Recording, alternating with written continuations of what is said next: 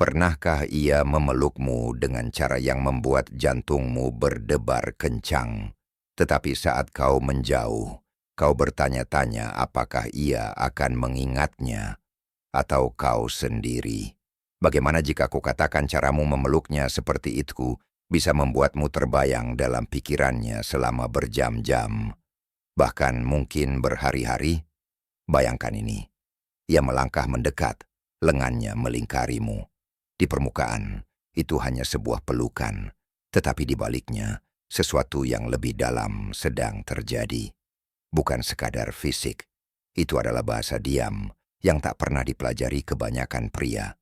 Dalam momen singkat itu, tubuhmu berbicara lebih keras daripada kalimat cerdas apapun yang pernah kau sampaikan. Inilah kenyataannya. Kebanyakan pria melewatkannya. Mereka membeku, kaku, dan canggung. Atau lebih buruk lagi, mereka mengabaikannya seolah itu hanya pelukan saudara biasa. Itulah kesalahannya. Karena saat itu juga, di detik itu, kau memiliki kesempatan.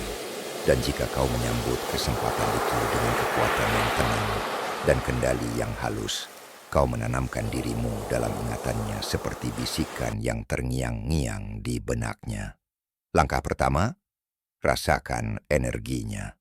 Perhatikan, apakah pelukannya cepat dan sopan, seperti yang biasa Anda berikan kepada kenalan lama, atau lebih lambat, lebih hangat, dan sedikit lebih lama dari yang seharusnya. Jika dia menekan, jika dia tidak langsung melepaskan, itu bukan kebetulan. Itu sebuah undangan. Dan disinilah stoikisme berperan. Para stoik mengajarkan, jangan bereaksi impulsif. Amati, tarik napas. Alih-alih langsung memeluknya erat, berhentilah sejenak. Sejenak saja. Biarkan dia merasa bahwa Anda hadir, tak tergoyahkan, dan membumi. Satu tarikan napas kesabaran itu menciptakan misteri.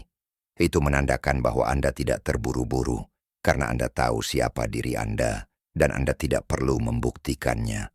Lalu ketika Anda akhirnya membalas pelukannya, lakukanlah dengan sungguh-sungguh. Jangan terlalu erat, jangan terlalu longgar. Satu tangan memegang punggung bawahnya dengan mantap, tangan lainnya memegang bahunya. Tegas, aman, protektif, tetapi tidak pernah membutuhkan. Dan apapun yang Anda lakukan, jangan usap punggungnya. Itu menunjukkan kegugupan. Alih-alih, peluklah dia seolah berkata tanpa kata, aku melihatmu, aku memilikimu.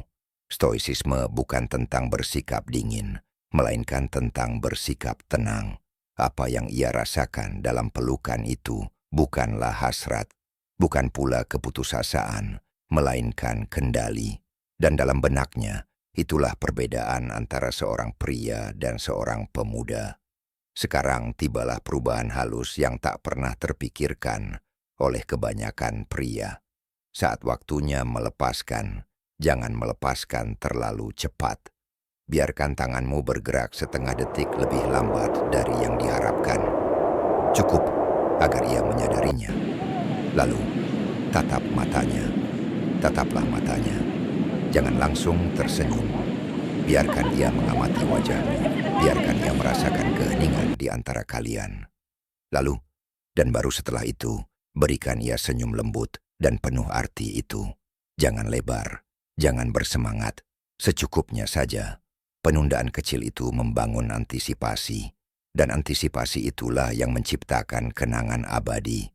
Keheningan setelahnya, jangan terburu-buru mengisinya. Keheningan, bila digunakan dengan tujuan, sangatlah kuat. Biarkan ia menggantung sejenak. Jika kau berbicara, bicaralah dengan penuh arti, sesuatu yang sederhana, sebuah kalimat tenang dan membumi. Senang bertemu denganmu. Kalimat itu terasa lebih berat daripada 1000 kata kosong.